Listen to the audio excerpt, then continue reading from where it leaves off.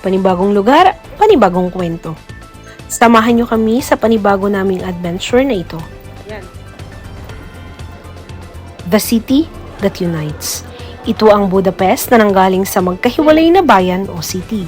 Ang mga ito ay ang Buda at ang Pest. Pinag-isa ang mga old cities na ito noong taong 1873 kasunod ng 1867 Austro-Hungarian Compromise na naglalayong pagsamahin ang kapangyarihang pang-ekonomiya para lumikha ng isang sentralisadong sentro ng kultura.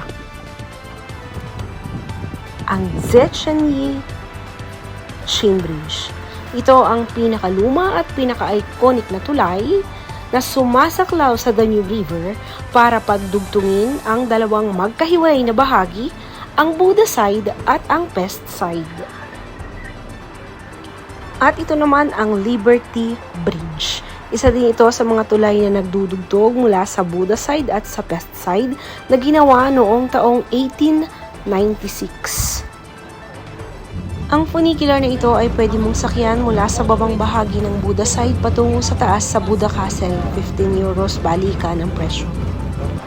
Mula sa itaas ng Buda Castle ay makikita ang overlooking view ng Pest side, ang Chain Bridge, ang St. Stephen's Cathedral, ang Hungarian Parliament at ang Danube River na ikalawa sa longest river in Europe na sinasabing ito ay nagsisimula mula sa Black Forest, Germany hanggang Black Sea.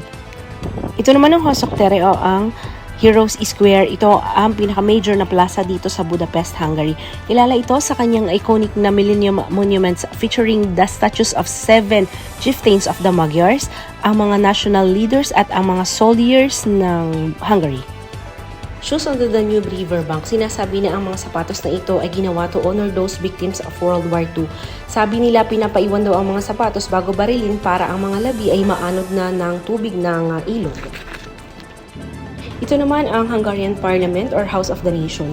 Mula nang binuksan ito noong 1902, ito ang pinakamalaking gusali dito sa Hungary. Magkakahiwalay man sila o pinag-isa, sa huli palaging mas mahalaga na ang bawat mamamayan nila ay nagkakaisa. Ako po si Mim Pinyon, ang Islander na Wanderer.